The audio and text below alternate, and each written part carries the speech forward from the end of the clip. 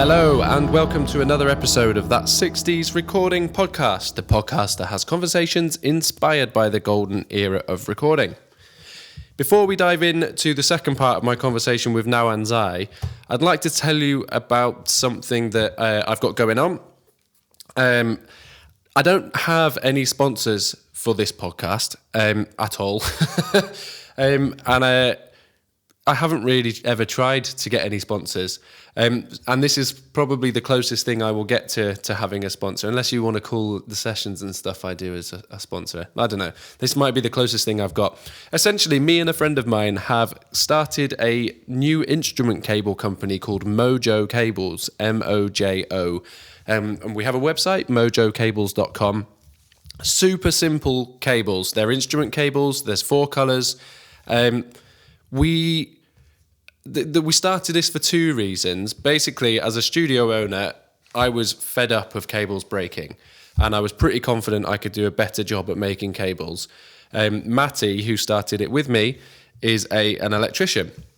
So what better person to talk to cables about? So we did some research about capacitance and all this kind of stuff, and we settled on some top quality Van Damme cable. And I also had a very particular preferences for the type of connectors I wanted to use. I do not like the thick connectors very much. They tend to bend and they're just awkward. So I wanted to have the thin metal connectors. So we found our favorite ones of those, which are Rian, and they're made by Neutrik. And then we hand solder every cable, test it, and we silicon seal the cable, and then we heat shrink around the silicon. And it's basically all done with love and care, and we really enjoy doing it. We are so confident in these cables that each one comes with a lifetime guarantee. And they're all made by us. They're all tested by us. Everything's done in our houses in Leeds in the UK. The second reason we set the company up is because during the lockdown, everyone's mental health suffered, and mine was no exception. And Matty's was no exception. And we decided it would be we were looking for something relatively mindful to do. And we decided that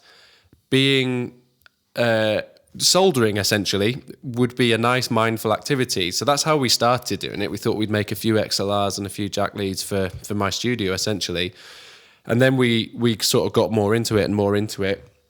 And that's why we've done it. So we spend, I'd go to Matty's house on a weekday morning at 8:00, and we would solder for 6 or 7 hours and make these cables up and just, shoot shit, basically. And then we'd have a couple of beers, and then that would be that. And what an amazing thing to do for your mental health. It was what we needed. It was exactly what we needed. I needed to get out of the house. I needed to speak to somebody about just nothing, essentially, and do something, mindless/mindful, if that makes any sense. So I urge you to go and check these cables out. We're really, really proud of them. So if you go to mojocables.com and you can check out the four colours that we've chosen, which we think are the coolest colours. And each one comes with a little handwritten sort of quality check and all that kind of stuff from us. So please go and check those out, and you can order directly from there. Right, I'll stop babbling and let this episode get on with the main attraction. So the second part of my conversation with Nao Anzai.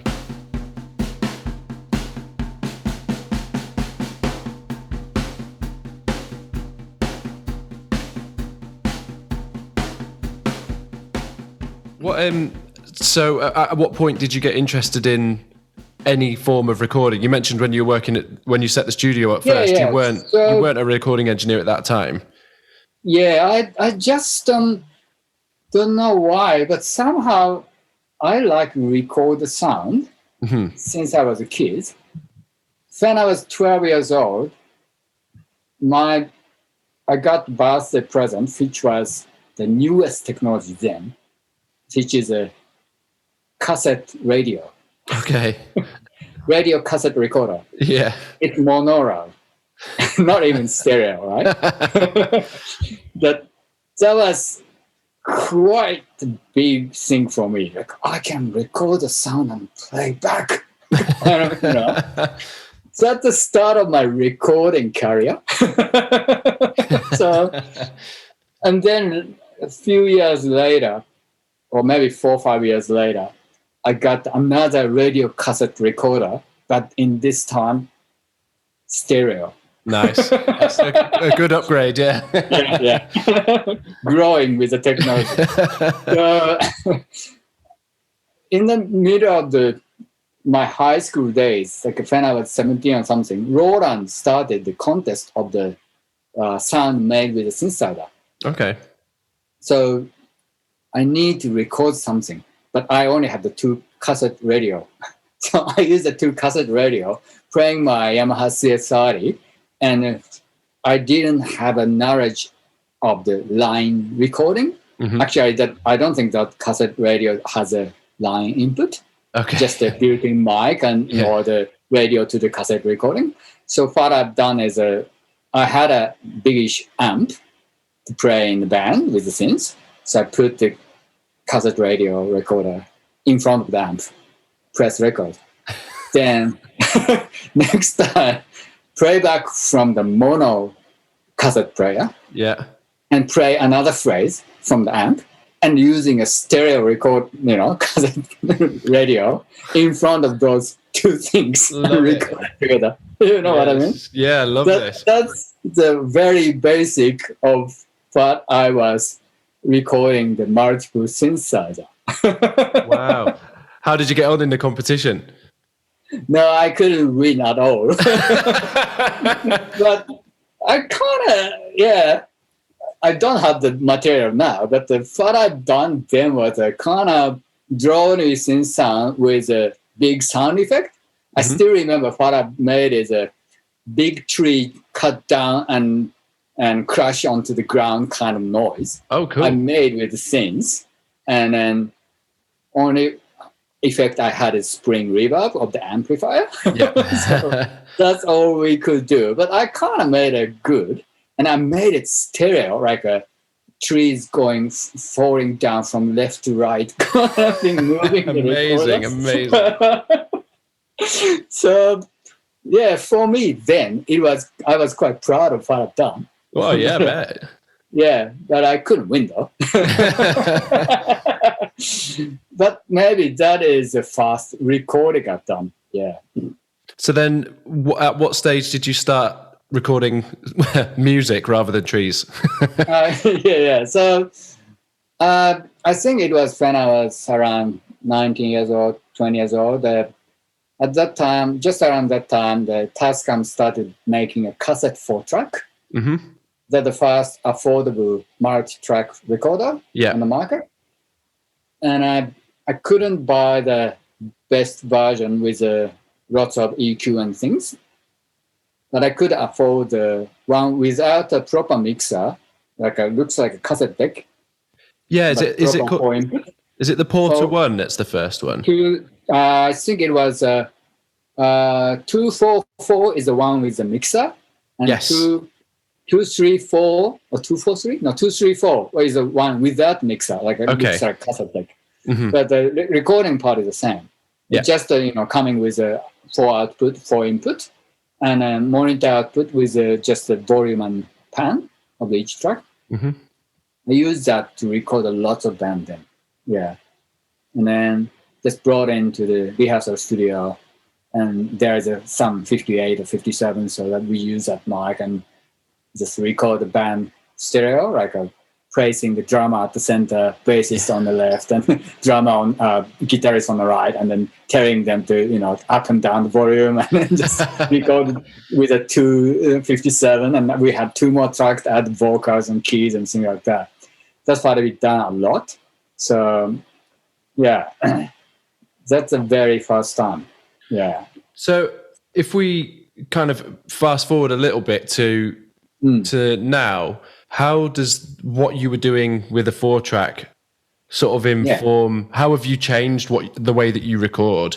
Because I don't, you're not in the box. You're doing things in a very analog way. So how have you kind of decided how far you sort of embrace new technology and how far you keep it analog? At that time, I think I was very lucky generation because technology was evolving in front of me. So I did not know anything, but no one knows much about a new thing. So you don't need to go to the school to learn from teachers. You just learn whatever came new. Yeah. So cassette 4-track is one of that. And then I went into the small recording studio / rehearsal studio, which has an engineer who became my good friend and later became my engineer. Mm-hmm. He was using 8-track Tascam. That was a kind of highest quality for the small studio then. And then I learned from him a lot. And then we were just real-time experiencing, like a digital delay was invented. Digital delay finally came into that small studio. Yeah. Or next is a digital reverb was invented and it came into the studio. It's all real time. So we are learning one by one like that. Yeah. And then, of course, for the 8-track recorder, no more than 3 or 4 mics on the drums. That's how I learned how to mic up drums and how to quickly make a good balance, the balance as a stereo, so that, empty more tracks for more instrument overdubs. That's what we've done. And we have to know, to later to make a good balance, kick and snare need to be kind of loud zone in the stereo mix of the basic tracks. Other than that, after we added lots of things, kick and snare are going to disappear. So those things we learned every time when we tried with what we have. So finally, I started the studio with a 16-track. I already had enough knowledge of those things. So only thing I was not sure I can completely, find to operate was a big sound desk. Because, that is something new then when I opened my studio with a big M600, which has basically the 40 inputs. Yeah. With 16 bass and all the EQs and 8 auxiliary sound and things like that. So I was not sure what is the best routing and things like that. So that I have to shadow my friend engineer how to do that and how to send to the effect and back and return how to do that. That's what is the best way of those things. So yeah. Those things are quite new then. Yeah. Yeah. So then now do you have sort of a preferred way of working now? How are you recording? Are you generally recording to tape, or are you going into how do things work for you at the moment? Interesting part is I prefer hybrid. Good part of both, simply because I was struggling to compete with the highest quality recording with the Tascam setup. 16-track half-inch. And because I tried so hard, I knew the exact limitation. What is the ceiling I can reach with the setting kind of thing. So once digital came in, the ceiling disappeared, basically. Yeah. But as soon as I completely went to digital, I know something I'm missing. And I almost surely missing the feel of the tape, analog tape. I didn't really mind about the console part or outboard, but tape is definitely something I love. Sound squashed on the tape. Yeah, since I was a kid, I was working on a tape. So So, but recently there's so many good tape emulation things. So I don't really mind to use those things, but still, as long as I can afford for the project, the budget-wise and time frame-wise, I still booked the studio with a 2-inch 24-track or 2-inch 16-track to record at least the bass and drums and rhythm guitar section. And then I can add overdub, whatever, onto the hard drive. Then after that, if I want to match the hard drive recorded track to the tape recorded track, then I can use a universal audio studio, thing like that. That's what I usually do recently. Okay.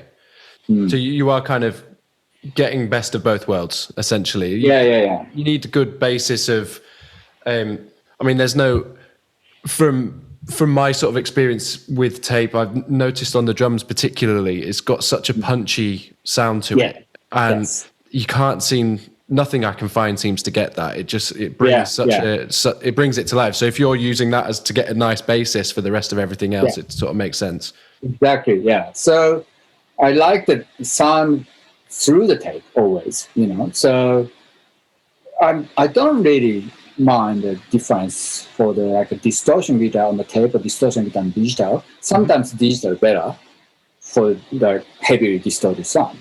But when it comes to the attack, particularly the percussive attack on drums and synths, or the bass attack, tamed by the tape is better than comped things.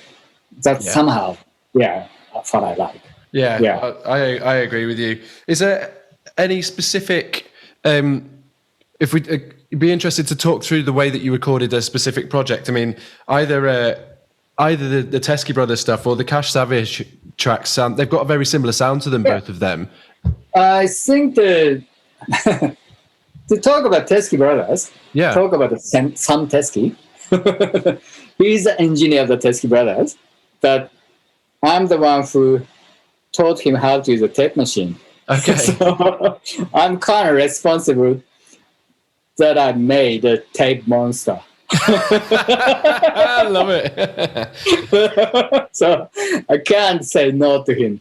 When he asked me, when we decided to make a live recording of the album 2 years ago, of course, I did a normal way. Even though that particular concert, I decided to go entirely analog PA and things. Mm-hmm. But still, when it comes to recording, live recording, all right, just book the digital recording, but it's a release purpose. So we cannot got any mistake, or sometimes it's digital. I can't trust digital. Sometimes suddenly stop. So I have my friends, engineers, covering the 32-track separate digital straight from the mics. Mm-hmm. And I set up from my big Midas desk, from the group out to my 18-track digital system, to my Apollo. Then that's fine. Then Sam Teskey called me. Can I bring in my Studio 800? And I said, I was thinking, great. I love you saying that, because I love you insist on the tape. I love it. But as a production manager, I have to say no, because I know you will record that sometimes suddenly smoke came out from the power unit. If that ignite, sprinkler and things, the concert gonna stop. So I can't say yes to that. And then they changed their mind, stepped back once, then decided to get Alex Bennett involved. Alex is known famously running the only analog 1-inch 8-track recorder with really nice, like an old school setup recording studio. Mm-hmm. And I know Alex's machines perfectly maintained and it's fine. Yeah. So when Alex said, I'm going to come with my 8-track, and I'm gonna set up the easy bus out mixing setup at the side room. Then, and also I'm going to set up entire mics separately. Okay. Not a separate live mic like I'm doing for the digital recording. Yeah. He just brought in all the separate mics. Okay. And then I love that idea. So, okay, if the Alex comes in, fine. I'm going to take care of it. So we have super duper hard production to set up the analog recording studio beside the theater stage. And then we did. And then so each vocalist has 2 mics gaffer together. Oh, I see. That was the 70s style, you know that? Yeah, interesting. If you see the old films, always 2 mics on it. One for the broadcasting, one for the PA or something like that. Yeah. So we decided to go it that way. And how did it turn out? It was amazing. And then Teskey Brothers policy is just analog, so we don't edit. So we have 4 nights to do the show. So pick up the best take. and there must be some little mistake or something in each good take. Don't worry about it. Leave it as is. And then they brought back in 8-track to the Alex's studio, and Sam and Alex work on the mix down from 8-track to the 1/4-inch 2-track, and they brought the 1/4-inch tape to the mastering studio. Fantastic. That is fantastic. I love that concept. Yeah, They have done an amazing job. So as a person who taught Sam how to use a tape machine, I was so proud. I bet you were. I bet. How does your? So I was listening to Nozu, and that's electronic-y. It's more electronic style. So how, in terms of the way that you worked on that project, how did that differ? But again, all the rhythm track, the drums, bass, and drums, bass, basic percussions, all record analog tape. Okay. That was Studio A800. Fantastic. 2-inch 24, including my CS30 triggered by the kick. CS30 making a 808 type of kick sound, and that is all live. The drummers, all live. We use a click, drummer listens to click, but all live. Excellent. That's really cool. Yeah, and then what we've done is all live recording the tape, bounce to the hard drive. Then the Nick, who is the leader of Nozu, wants to edit really precise, super complicated edit he wants to do. So he brought in chop those taped recorded track into the pieces, and because it's taped, it's not synced onto the grid. Yes. So we need to work with the minute second, not the bar numbers. Yes. But we did all that way. Wow. And that was all done by Reaper. Okay. Reaper is a common format from me and Nick, so we decided to go all with Reaper. Because me and Nick is back and forth all the mixing, so we decided he doesn't have many the third-party plugins. So mostly Reaper plugin and some other free plugins or cheapish plugins, so we can have it common. Yep. Then that's it. Then we just did all those things till the end of the mix down in that way. Wow. Yeah. And at the very, very end, I think that was very, very end. So I did mastering as well. So me and him back and forth mixed down, sending each other, and then finally came to my studio to finalize the mix down. Then I later did mastering, but at the mastering stage, finally I go through the kind of expensive the UAD plugins and things like that, and tape emulation, the Ampex tape recorder and things. Yeah, that's how it worked. Yeah, that's really cool. I like that a lot. How the sort of the common thread through a lot of what you're talking about is just using what's available to you. What gear is available, and sort of using. Conversations I have with sort of clients I work with a lot is about particular plugins, getting a particular sound, and all this kind of stuff. But a lot of people, I speak to a lot of people who are high up in the industry, such as yourself, who are not. No one's bothered about particularly great plugins. What do you think? What do you think it is, or could you describe? Is it sort of a mentality that you're working with that helps it? So if it's not the gear, then what is it? One thing I can say is, from my kids' days, I love the sound, recording sound, making a sound with a synthesizer, or even recording lots of sound and mash it out and things. I love those sound. I'm entirely into the sound, but I never went into what's inside the box. Yes. I never been interested in hardware side. So lots of my friend engineers always talking about, because the knee pulley has such condenser inside, blah blah blah. I'm never interested in that. No. So that's probably the key, I think. So I only interested in the sound. And whatever you have, there's a possibility you can make something very interesting sound out of it. and I don't care what you're using. Yeah. So only time I kind of care about not what's inside, but particular plugin or particular borders. Only time I care about those things is when it's come to the particularly the mastering. Then I struggle if I don't have my favorite plugins, outboards and speakers and things. Yeah. I once needed to do a super hard job. I think it was just before pandemic, so start of 2020. Yeah. Do you know the band called the Rolling Blackouts? I can't say I do, no, but I'll check them out. So Roaring Blackouts. Rolling Blackouts, Coastal Fever. Yeah. They are kind of big worldwide. Yeah. The Melbourne band. I found them here. Yeah, I'm on your website while we're chatting, so I've seen them. I'm going to check all of these out. I've been working as a mastering engineer for all their record because that band started as a kind of side project of lots of other band famous guys, including Joe White of the Cat Savage and Last Rings. So Joe once asked me to, very early days, asked me to produce the EP, but I was too busy for Cash's recording. So my friend produced it, but I offered them I can at least do the mastering.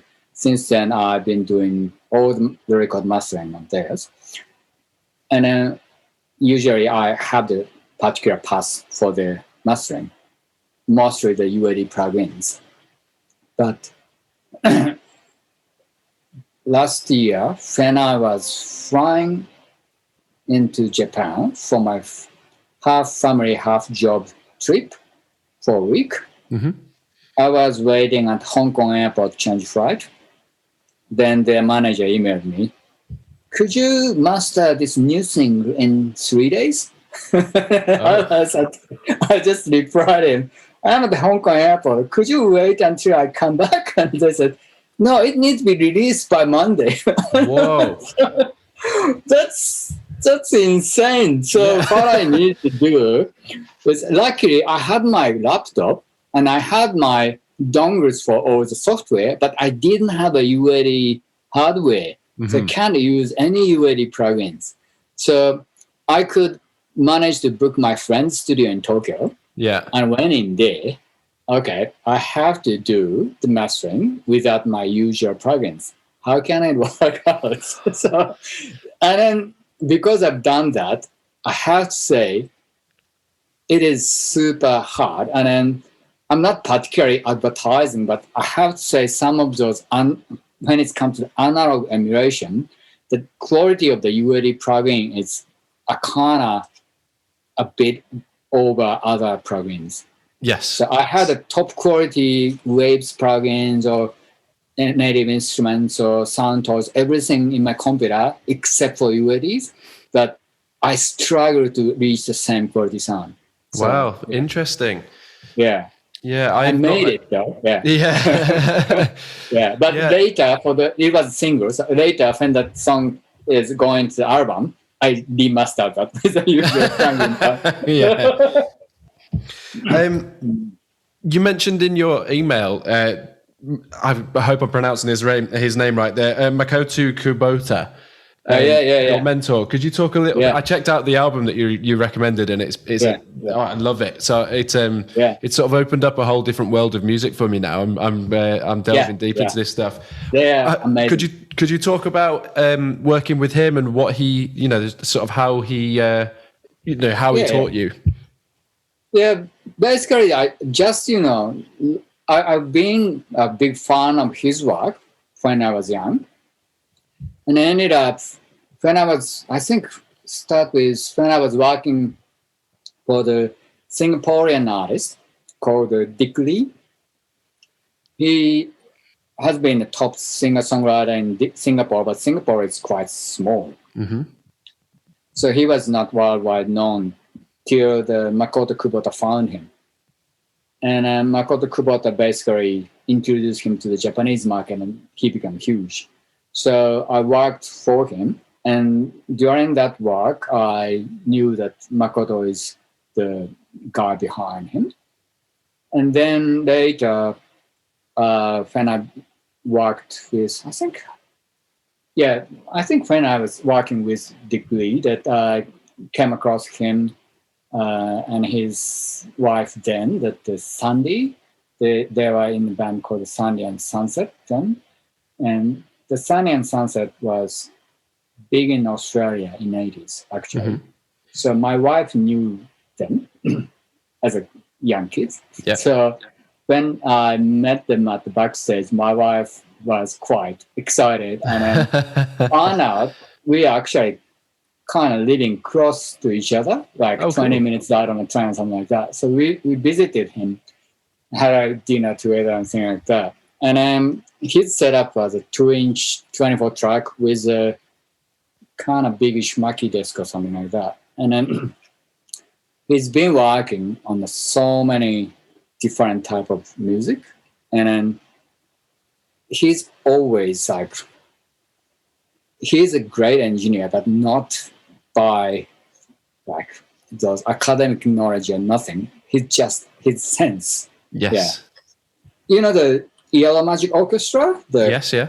Yeah, so him and the Yellow Magic Orchestra are very close. So him and the Haruomi Hosono had an album together and things like that a lot. So, and then I think,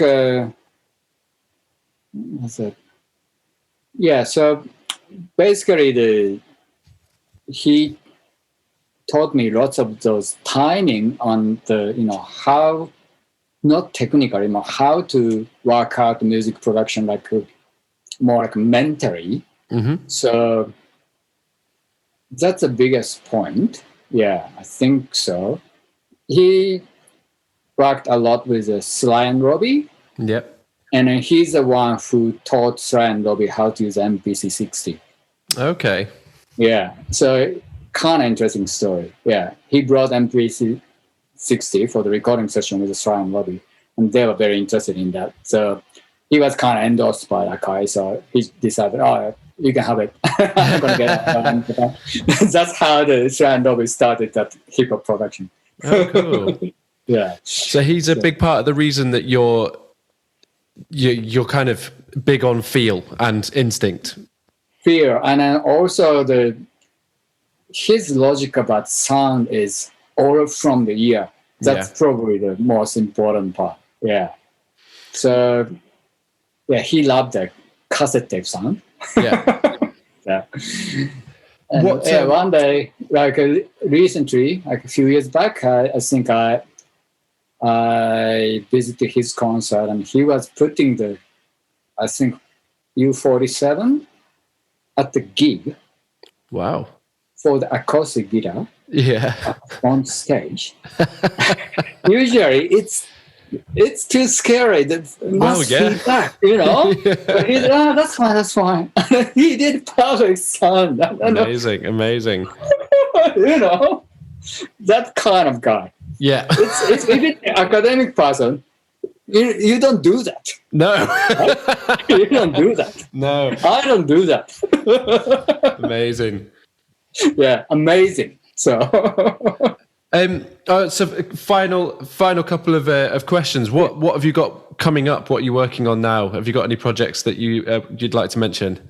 Yeah, because of the lockdown things, a lot of things are postponed. But you can expect, so particularly in UK, the young band called Clam, mm-hmm. CLAMM, they released the first EP through UK label and got quite big reputation. Okay. And their new album is all mastered, done, and we are looking for releasing it. But I don't know when. But yeah, you can wait for that. It's gonna be huge. And it's somehow I produced it, but also I played some synths on it as well. Oh, cool! Excellent. Yeah, it's a quite nice 3-piece young punk band. Yeah, a really good one. Yeah. And of course, hopefully, the Teskey is gonna make something new next year or something. Mm-hmm. And Cash Savage is making new things very soon. So with the hope of finally go back to Europe. We've been touring Europe a couple of years ago, but everything postponed after that. So yeah, Yeah, and I think the new Rolling Blackouts thing somehow coming. I can't say any time, but yeah. Yeah, we'll I know how it is. Yeah. So then finally, I always ask everybody this. If you were to, so a lot of the people listening to this, there's a big mixture of, there's people who've got full big setup studios, and then there's a lot of people who have a home recordists.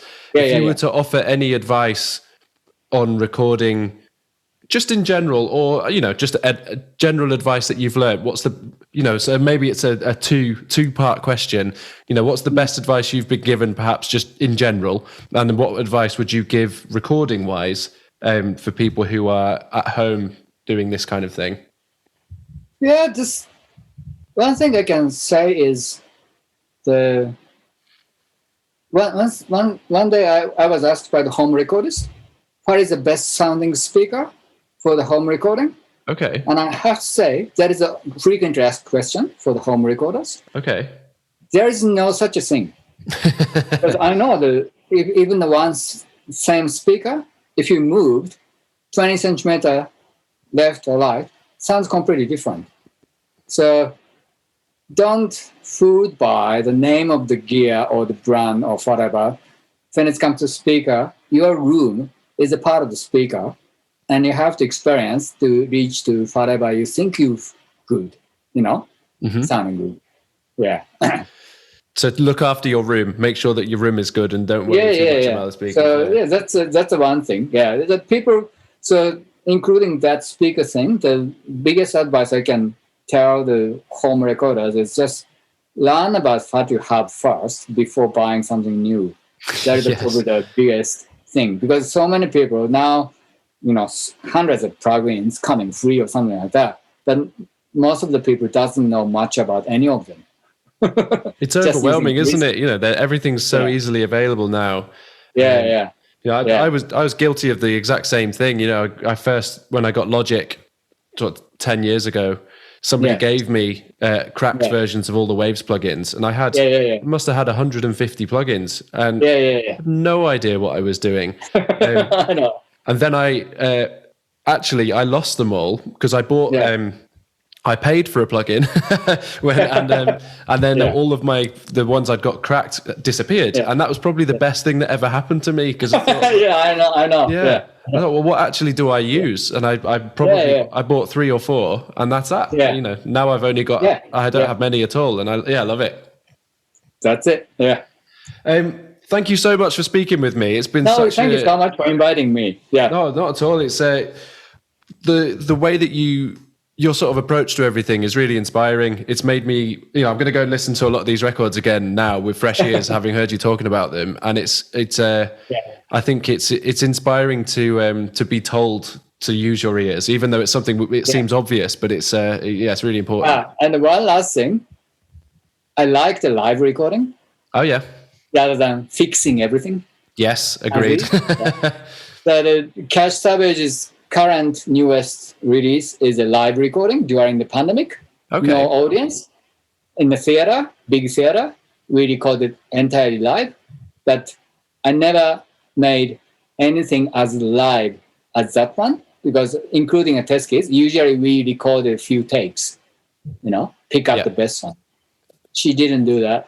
Just record one, completely connected all songs 1 hour. Oh, wow. Finished it. And the film crew said, so which part do you want to retake? And she said, no, it's done. Wow. We don't do anything anymore. That's it. That is exactly as is. No fixing, as is on the record.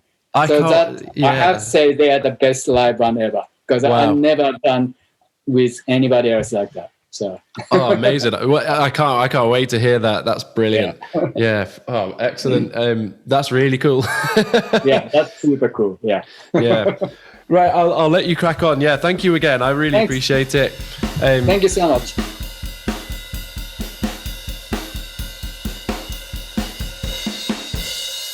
So there we have it, Nao Anzai, and you can check out his website, which is toysofnoise.net, and he has a sort of client list that he's worked with, which I would urge you to go and check out and sort of read through. There's also links to the studios that he likes to work out of, which is Reel to Reel Mix Master, which is his own personal studio, I think. And then he also uses Rolling Stock Recording Room in Melbourne. And even if you live in Australia, I mean, I like poking around recording studios' websites. It's kind of nice to look at some gear picks and just see how different studios operate. So yeah, go and check those out. And also do go and check out the Rolling Blackouts Coastal Fever. Find Clam on Facebook or Instagram and check them out when the new album comes out. I would also recommend going to listen to the Teskey Brothers, Cash Savage, and Nozu, which is Nozu. They're all different stuff, but given what we talked about in this episode, they're the things that I would absolutely go and listen to. And the microphones that he talked about, if you hadn't made notes of them, was the Rode NT3. And synthesizer. The synthesizer was the Yamaha CS30, so you can go and check those out. Please also go and check out Mojo Cables. I'd really appreciate that, and I think you'll probably be hearing a bit more about that at the beginning of every episode. So, sorry, not sorry, essentially. Okay, so if you'd like to get in contact with me, you can do that through my website, allyouneedisdrums.com. There's a contact list there. I'm also on Instagram at allyouneedisdrums. Thank you for listening. Thank you to Rory Hancock for sorting out the podcast for me. Thank you to Joe Kane for the intro and outro music, and to David Henshaw for the lovely artwork he supplies. You guys have a fantastic week, and I will see you next Tuesday. Goodbye.